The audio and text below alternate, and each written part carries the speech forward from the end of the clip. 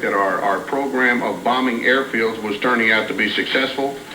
It's my belief that originally the Iraqis may have believed that the aircraft shelters would protect their first-line aircraft in Iraq, and they found out that that was not the case, that we are bombing the aircraft shelters and destroying the aircraft inside. So they have taken a certain portion of their aircraft, or a certain portion of their aircraft have decided. I really don't know what the answer to that is, to move to Iran. They still have a considerable number of airplanes back in Iraq. However, they have offered no threat to us. General, a number of analysts are, first of all, interpreting Iran's welcoming of these Iraqi aircraft as a violation of applicable Security Council resolutions dealing with the situation in Kuwait. And they further note that these aircraft are not necessarily out of a position of threatening U.S. assets and allied assets in here. Why are you so confident that this tilt toward Iraq by Iran does not pose additional dangers to the U.S. and its interests? Well, they can't pose additional dangers because they had the same number of aircraft when they started. They could come at you. Let me finish answering the question. I'm not an international lawyer, so I can't tell you with great precision what Iran's actions mean, but I do believe that they have indicated that they were impounding the aircraft and keeping the pilots. I think that's what they're supposed to do, and we can take them at their word. Secondly, they are still in a position to influence the action if they could get loose, if what I just said didn't occur. They're not in a very good position to do that. They're further away now from American forces than they would be back at their home airfield in Iraq. So, I think that their fleeing to Iran is more a sign of weakness than a sign of some devious plot. I can't tell you what the future holds, obviously, but that's what I think. General, I got a question about the larger aircraft involved here. These transports are a lot more slow-moving than the fighter aircraft. Are you saying that you detected them and couldn't catch up with them and shoot them down before they left Iraqi airspace? Or are you saying you elected not to shoot them down? Hey, let me make clear, we did not elect not to shoot them down. When they were seen on a cathode ray tube or a radar screen, they were already proceeding in that direction. I believe the transports went out very early in the game, by the way, right at the beginning. As I said, if we find enemy aircraft in Iraqi airspace or Kuwaiti airspace, we will engage them and shoot them down. Also, you implied that you didn't detect them until they started communicating, which was near the Iranian border. No, I didn't imply that. I said that's what if I implied it, I didn't mean to imply that.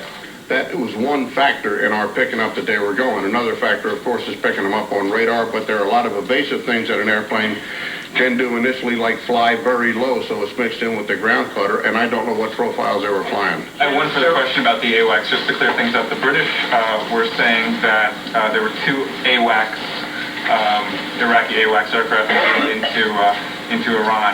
And I believe the other day a U.S. official had confirmed that it was one AWACS plane that had made it into Iran, and the other one was destroyed on the ground in Iraq. Now, to my knowledge, there are only two, the Baghdad one and the Adnan one.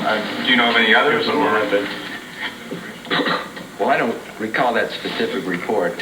We'll have to get back to you on that. General, are there any commercial airliners, Iraqi airline commercial airliners that have also left and gone to Iran? I believe there were. Yes, there have been some commercial aircraft that have flown into. And does the policy of engaging and shooting down any Iraqi aircraft that you find over Iraqi airspace or Kuwaiti airspace also apply to commercial airliners? Well, let me set this in a little different context for you. Imagine that we have some enemy aircraft taking off from San Francisco, and we have our aircraft positioned down around Los Angeles. The enemy only has to go from San Francisco to Sacramento, which he can do in a very short period of time.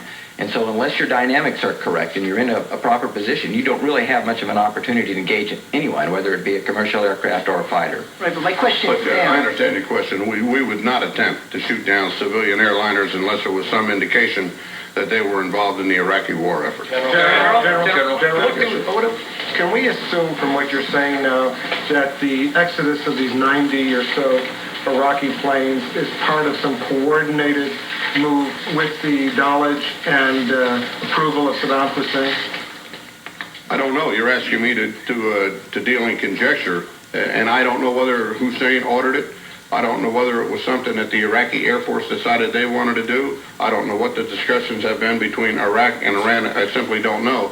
I do know that their combat forces are electing to leave the field, and that is, in my view, a sign of weakness. General. Yes, sir. Could you tell us anything about artillery duels or exchanges of fire between the Allied forces and Iraqi forces in Kuwait across the land borders? Has that been happening? And secondly, how many commercial airliners have gone? Do we know the second part? No, I don't know the specific number of commercial aircraft.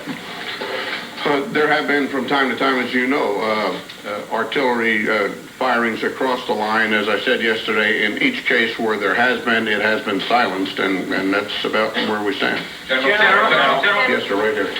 General, how many of these planes have gone in the last 24 hours? You said more than 80 yesterday and about 90 today. Has the flow stopped, slowed down? What's your latest intelligence on that? The flow pulses and the data that I just gave you, about 90, is our best estimate as to what's there right now. Arithmetic says that's about 10, but that's a soft number. I'm not certain of There have it. been some in the last 24 hours? Yeah, there have been some. Correct. General, excuse me. Have you bombed the fields where they came from, and have they all gone to the same place in Iran? We have bombed many of the airfields in Iraq. I don't have a specific list. I think we bombed all the airfields in Iraq. And they have not all gone to the same airfield in Iran because the same airfield wouldn't be capable of handling that many airplanes. General. We reported last night that Israeli intelligence is telling us that there may be no more than 10 to 15 mobile Scud launchers left. Does that coincide with your figures? We don't announce our intelligence figures on what Scuds we think are left. We think, incidentally, that we had a good day against the Scuds. But as I said yesterday, the Scud's a terrorist weapon. As long as you've got one or two left, you still have the capability to deliver it. I think all I'm going to say on that is we're making good progress against the Scuds. And yeah, we had a good day. Yes, sir. Yes. Can you put that in any sort of number form? No, because you're talking about pilot reports, and as I say, and as the Commander-in-Chief said on TV the other day, we are only announcing those things that we are sure of. We're being conservative, understand, and possibly he'll address that tomorrow, but I'm just going to stick with what I said. A couple of days ago, or last week, General Powell said the Iraqi Navy has almost no capability, yet day after day we hear reports of attacks on patrol boats and naval yards. To what extent does this limited Navy present a threat to American naval forces, and to what extent have you eliminated that threat? Well, you're going to be amazed when I tell you that I agree with what the chairman said. And they have no real naval capability. They can't come out and threaten our ships. They might try to service some of the islands. They might try to do a little coastal patrolling. When our aircraft, primarily naval aircraft, see them, they shoot them up. General, what do you think of the report that maybe 2,000 Republican guards have gone into Iran and taken Iranian uniforms? And if that were to have happened, how would you interpret that? Threats. Yeah, I don't know that happened. I've heard nothing on it. I've seen nothing to indicate that had happened, and I would find it surprising. Well, I just... General, a question concerning the continued airstrikes in Kuwait and the targets being the Republican Guards. I'm sorry, I couldn't hear. Concerning the Republican Guards and the bombings that have been done, we're now at, what, day 12, day 13. Do we have any confirmed intelligence on what assets have been taken out, how badly you've been affecting them, interdicting them, a count on tanks, on bunkers, and artillery pieces destroyed? Don't have a count on tanks, bunkers, artillery pieces destroyed. I will tell you that they have been taking a heavy pounding. I will tell you they continue to take a heavy pounding. I will tell you that the efforts are bearing fruit, but I don't have any specific numbers for you. General, any truth to the reports that Iraqi transport planes have been making round trips with pilots? Do you have any intelligence on that? Not to my knowledge, Dave. No, there's no evidence that that's been going on. There's been no wholesale shuffling of aircraft back and forth at all. General, can I ask a follow-up on that point? Just some related questions. Israeli defense officials have been quoted on the record as saying that all of Iraq's Su-24 bombers have now escaped or departed for Iran, and therefore the threat to Israel has been diminished. Is that the case? Two, have there been any cases where... No, it's not the case. Yeah, okay. That's not true, so some of them are still To under... my knowledge, that's not true. I don't know whether A significant portion are still in... Well, Moshe Aaron said it, but that's not the case. Some are still in Iraq. They're not all in Iran, and I don't have specific numbers on it, but I will tell you that they're not all there. Two, have there been any cases where Iranian pilots of Iranian air forces turned away any of the Iraqi planes, or have they always welcomed them with sort of open arms? Have they turned them away, or...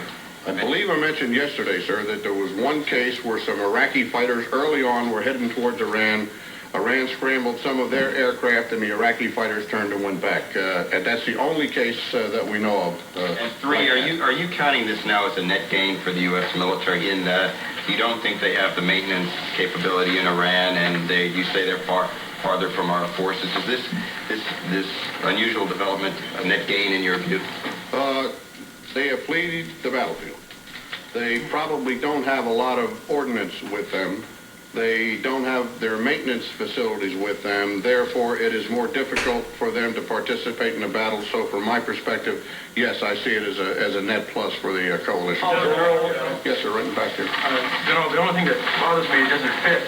I feel like Columbo in a way, but the first several planes that flew from Iraq to Iran actually crashed upon landing, whereas the follow-on planes actually landed all safely.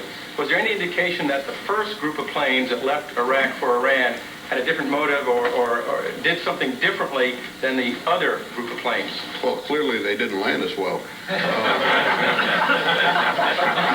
I don't know for a fact that the first planes crashed when they went into Iraq, because we've been tracking them electronically. And do you know anything about that? No, Mark, that wasn't our story, that the first ones crashed coming in. I'm not sure where that came from. That's never been reported by us as far as I know. Right behind the last gentleman.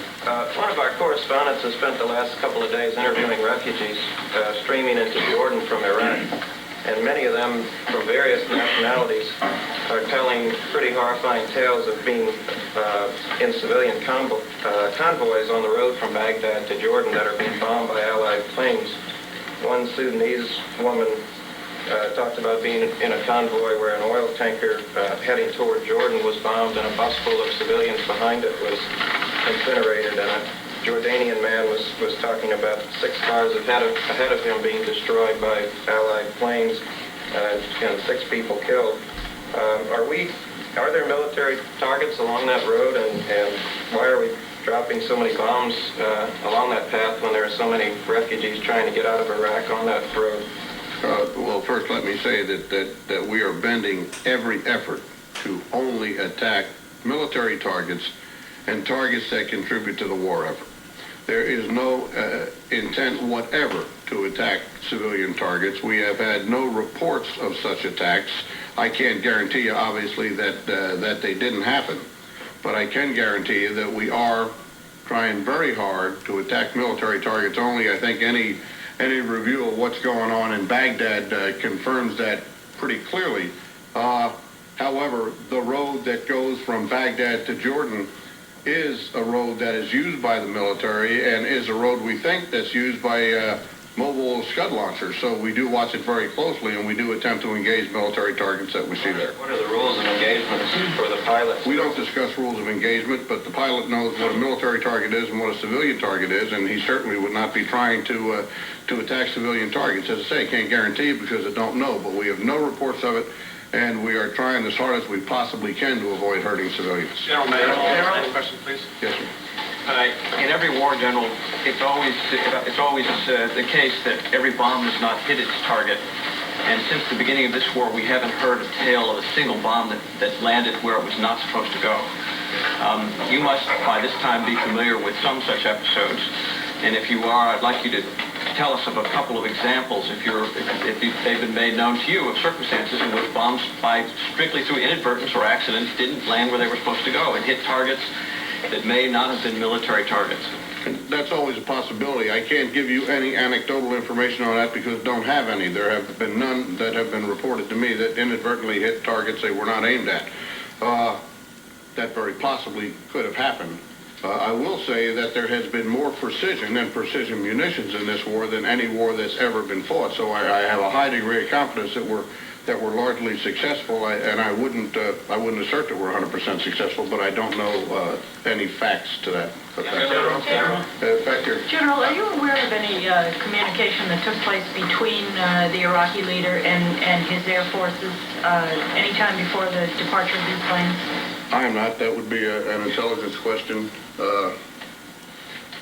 No, I don't have any firm hard evidence to confirm what you're seeing take place in terms of a strategy that was worked out with Iran. Your guess is as good as ours in terms of whether or not that actually did take place. But I can't share any information that would confirm that for you at this time. There's Baghdad radio has been reporting that an Iraqi military communique confirming a raid at a place called Arar, A-R-A-R. Do you know anything about that? Why are the Iraqis announcing it? Is it because they don't have the proper radar to detect that they have to go in with human raids? I'm not sure I understand the question completely. You say the Iraqis are announcing a coalition raid on a place called... The Iraqis are announcing that they have raided a place. Called Arar. A place in Saudi Arabia, right? Yeah. With what? With weapons or A something? battalion. There's a report that the Iraqis sent a battalion into, I hadn't known the place name, against, I think, a Saudi position. And came on Baghdad radio. Has there been any cross-border clashes other than these sporadic artillery duels that you mentioned? Not to my knowledge as of the time I came down here. Now, I can't guarantee you that there isn't movement in the line or something. I'll check as soon as I go back, but I had not been informed of it as of the time I come down here. General. In back here. General, Saddam Hussein has threatened to unleash a variety of unconventional weapons on U.S. troops, and there's been a lot of speculation about what kind of nuclear capability he may or may not have. Much of that is focused on reports of a possible small, so-called dirty bomb that he could detonate. What kind of military utility or capability do you see in such a device, and how would you as an operator prefer to respond to such an eventuality? Well, first, I see very little military utility in the use of such a device. Or none. I see very little military utility in the use of the Scuds that he's been using. I see very little military utility in dumping oil into the Persian Gulf. What our response would be is a decision that would be made at the highest U.S. levels, the President, the Secretary, and folks like that, and we would do what they say. So I wouldn't presume to get into that. Can I follow on that for a second? Have tactical nuclear weapons been ruled in, ruled out? Is that still a question? That is an NCA decision, and if you want any information on that, you'll have to ask somebody who is higher up the ladder than I am, because I have none. General, concerning the flights of Iraqi aircraft to Iran, none, from what I took on your briefing today, have apparently gone over to Iraq since the last 24 hours. But since they've done it, and if what you've said is correct about air superiority, is any thought being given, should these flights continue, of stationing a KC-10, KC-135 tanker up there, putting a few F-18s, F-15s, or other air superiority aircraft up there, and shooting and interdicting them as they're crossing the border into Iran? Okay, first let me clarify that I did say none had gone over in the past 24 hours. I said I didn't have hard numbers on it. We went from an estimate of 80 yesterday to an estimate of 90 today, so that would indicate that some had gone. To answer the second part of your question, the commander in theater will do what he feels is necessary to do what he needs to do to accomplish his mission. And what I was getting at earlier, and we may elect to do that, I'm not saying we won't. And I did say that if we get them in Iraqi airspace or Kuwaiti airspace, we'll shoot them down. But the main thrust of the effort is on the forces in the south, and we are using our attack forces to do that. We're using a lot of air defense forces to protect them. We do have air superiority, incidentally, and we can go where we want, when we want, and not be threatened by the Iraqi Air Force. So in a hierarchy of things that can threaten us, I wouldn't think that those airplanes flying into Iran were too... Follow-up on that question, General, if we could. So what you're saying is, in other words, it's not worthwhile to peel off any air tankers, peel off some of the air superiority aircraft from down near Kuwait to send them up to interdict the Iraqi. What I said was the commander in theater will make that decision. Running an air cap up in northern Iraq is a different thing, and an extremely expensive thing, I might add, in terms of the numbers of tankers it would take. So but that's got to be his decision. It's a tactical decision, and I wouldn't address it here. You've now been at war almost 2 weeks. based on that, what is your current view of what Iraq's military strategy and capability is, and how has this changed from what you initially expected? I don't know what their strategy is, because I'm kind of at a loss when I look at what they're doing to figure that strategy out, A. B, their military capability has gone down because their Air Force has proved not to be an effective force. Their forces on the ground, very large forces in the Kuwaiti theater of operations, southern Iraq and Kuwait, are sitting out in the open. They're being pounded every day. It is difficult, as I said, to get dug-in troops with those bombs. Certainly not impossible, but over time it's taken a toll. So I would say, number one, the Air Force is pretty much out of business, and number two, the combat formations on the ground are being attrited, and over time that process will weaken them severely. How does this change, though, from what you expected? It doesn't. I said this was going according to plan. Every day I come up and say that we're proceeding right according to the way we thought it would go. What about Iraqi intelligence? Do you have any hard numbers, any concept of what they can do? Can they communicate with one another? Iraqi intelligence or the Iraqi command structure? The Iraqi command structure. Yeah, I think we've been saying they do have some capability. It's been severely attrited. But, you know, a determined force in the field, if you get right down to it, can put a troop on his feet or on a motorcycle and give him a written message and send it out. So, and incidentally, you can give, and we do, general orders to subordinate commanders, corps and division and brigade commanders before an operation begins, so they can go a pretty long way without further orders. So I think that he has some ability to command and control, certainly not as good as when he started. Sir, a follow-up on that. Of the number of Iraqi military things, tanks, artillery pieces, weapon systems, what portion do you think that you've confirmed destroyed at this point? I don't have a number. That's what I said in the beginning. Your objective is to destroy a certain portion of that. And I think we're doing it, but as I explained yesterday, I think, and I don't think you were here, you may have been, it's much tougher to figure out what you're getting on the ground from a bomber than it is to figure out when you've hit a building. For example, if you drop a bomb full of shaped charges and they hit a tank and go inside and spall off the liner of that tank and kill the entire crew, all you've got on the outside is a hole that big, and our systems don't always pick that up. I recognize the difficulties, but when the information's passed to the Secretary of Defense, do you tell him we have no idea what we've done to the Iraqi ground force, or do you say, well, we think we may have degraded them by 10% at this point? Well, what we passed to the Secretary of Defense, of course, is classified, and I'm not authorized to discuss that. Well, I can't declassify the classified information that I passed to the Secretary. Following on that question, could you tell us a little bit on the intelligence that you might have on what's been caused the damage for the Republican Guards? Particularly, is there anything to report that the Republican Guards may be running out of water within a few days? I can't tell you they'll be running out of water. One of the things that you may know is there are some wells in Iraq, and they can get water out of those wells. We are cutting supply lines. We are hitting ammunition dumps. We are hitting supply dumps. They are going into the rations, the ammunition, the POL, the fuels that they have with them, so that their capabilities are diminishing. They probably are getting a little bit hungry. As I indicated several days ago, the soldiers that we have taken are only getting one meal a day. There appear to be morale problems based on that. They were covered with lice, had open sores, etc. So we don't think the life of the soldier in the field in the Republican Guard or in the other forces in Iraq and Kuwait is very good. The lady right here. General, what's the total tonnage that the Allies have dropped on Iraq so far in the war? I don't know. I don't keep track of it that way. I'll look it up. One question, General. Were there any officers? The guy right behind us. Yes. Have you got any evidence that the Iranians are helping resupply the Iraqi forces? I have a follow-up question to that as well.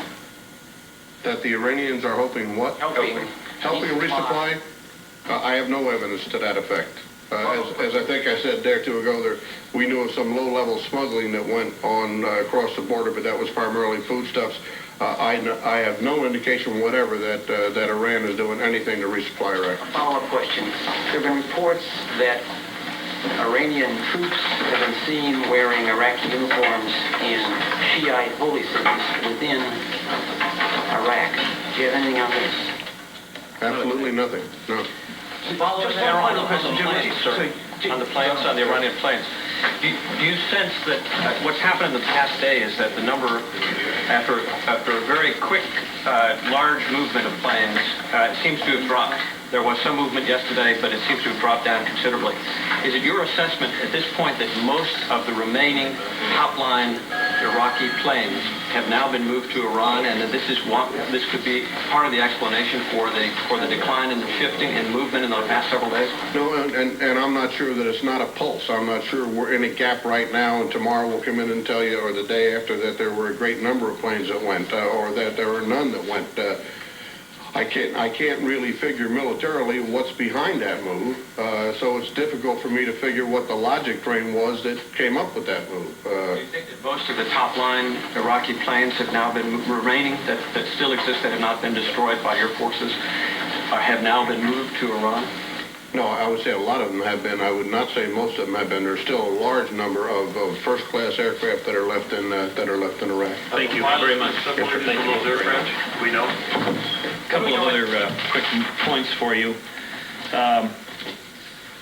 We've now passed the 200,000 mark for guardsmen and reservists who've been called to active duty. The number as of today is 200,948. And by service, breaking it down, that's for the Army 141,290, for the Navy 15,093, for the Air Force 21,645, for the Marine Corps 22,141, and 779 Coast Guard members. A couple of other quick points for you. The Secretary had two meetings today with Allied officials and also